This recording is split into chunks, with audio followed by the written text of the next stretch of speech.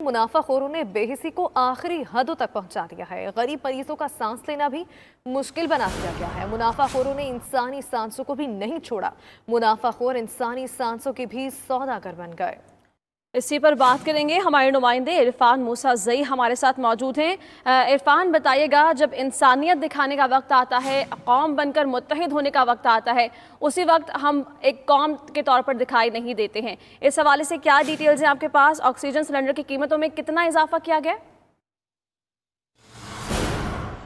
जी बिल्कुल, पिशावर में भी जो है ऑक्सीजन की जो सिलेंडर है उनमें भी तहाशा इजाफा कर दिया गया है, जो कि बेहसी की एक हद है। जहां पर लोग जो है घरों में क्वारंटाइन है, उनको ऑक्सीजन की ज़रूरत होती है, तो वहां पर 2000 प्रेशर PSI के जो सिलेंडर थे, जो पहले 10,000 में मिलता था, अब वही सिलेंडर जो है वो 24 और 25,000 तक उसकी कीमत पहुंच चुकी है। और वो भी नहीं मिल रहा है। जहां पर मिल रहा है तो ब्लैक में फरोख्त किया जा रहा है। तो यही वजह है कि लोग जो पहले जो मास्क और सैनिटाइजर में नाजायज मुनाफाखोरी करते थे, तो आज जो अब जो है वो सिलेंडर जो है वो ब्लैक में फरोख्त करते हैं। और दूसरी PSI 2000 प्रेशर का जो सिलेंडर फिल किया जाता था, तो उसकी कीमत 400-500 रुपए में वो फिल किया जाता था। लेकिन अभी वही सिलेंडर जो है वो 1400-1500 रुपए तक में फिल किया जा रहा है। लेकिन वो यहाँ पर पिशावर में चंद ही दुकानें हैं जहाँ पर ये सिलेंडर फिल किया जाता है, तो वो अपने मन माने कीमत जो है वो वसूल कर रहे हैं। हमारे दूसरे दुकानदारों से भी बात हुई है, तो उनका यही कहना है कि एक ही दुकान है, जबकि 2 कारखाने हैं, तो वो अपनी मर्जी से जो है वो रेट मुकर्रर करते हैं। और इसी रोड में आए रोज जो है उसमें इजाफा होता जा रहा है, जिसकी वजह से घरों में जो लोग क्वारंटाइन है, तो क्योंकि उनको जरूरत होती है सांस लेने में,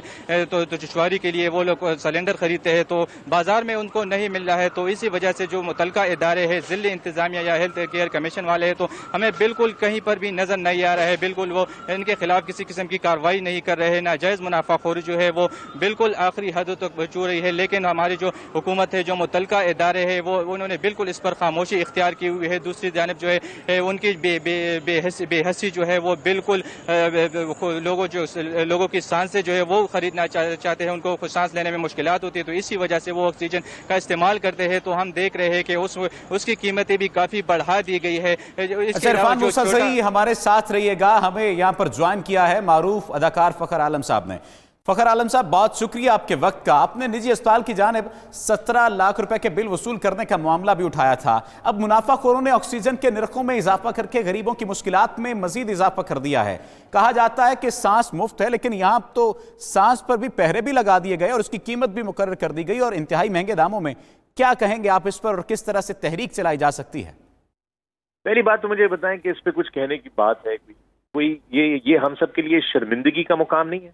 हमें शर्म नहीं आनी चाहिए? हमें लिहाज नहीं होना चाहिए? हमें अपनी आखिरत का नहीं सोचना चाहिए?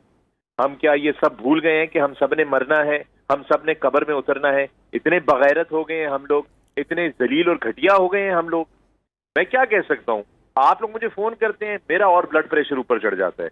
मुझे और शर्मिंदगी होती है कि ये हम किस किस्म की इंसानियत के दौर में हम लोग हमेशा चैंपियन बनते हैं जमहूरियत के। हम हमेशा एक दूसरे को जलील करने में, एक दूसरे को नीचा दिखाने में अपनी पूरी ताकत और कुव्वत लगा देते हैं। हम मस्जिद में सबसे पहली सफ में अपनी जगह बनाने के लिए लोगों को धक्का देके आगे चले जाते हैं कि यार अल्लाह मियां के करीब पहुंच जाए हम किस तरफ, और सबसे बड़ा दावा करते हैं कि हम अल्हम्दुलिल्लाह मुसलमान हैं, हम इतने जबरदस्त हैं। और हरकतें और करतूत हमारी ये है कि जो आखिरत में हमारा हश्र होगा, वो फिर उस वक्त आपको एहसास होगा इन सब लोगों को जो इस किस्म की हरकतें करते हैं, जो ये कर रहे हैं आप इंसानियत के साथ इस मुल्क के अंदर, गरीबों के साथ इस मुल्क के अंदर। ये तो हो गया जनाब एक इंसानियत का पहलू। दूसरी तरफ प्राइस रेगुलेट करना किसका काम है पाकिस्तान में? कोई खुदा का बंदा मुझे ये बता दे कि यहाँ प्राइस रेगुलेट करना किसका काम है?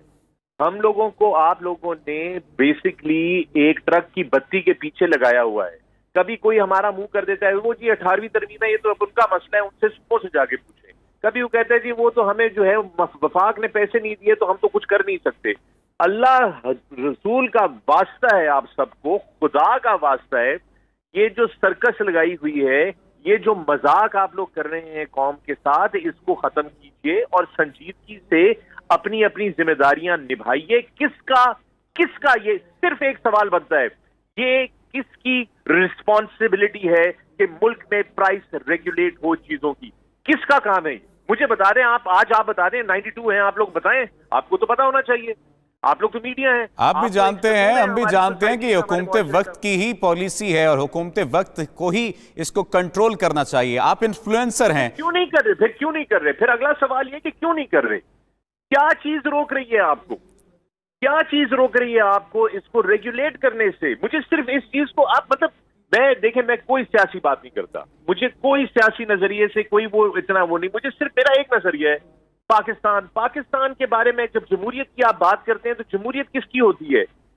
जमहूरियत का सरचश्मा कौन होता है? ताकत का सरचश्मा कौन होता है? अवाम होती है। अवाम की जब हकूक की और उनके मसाइल की बात होती है तो आप हमें ट्रक की बत्ती के पीछे लगा देते हैं।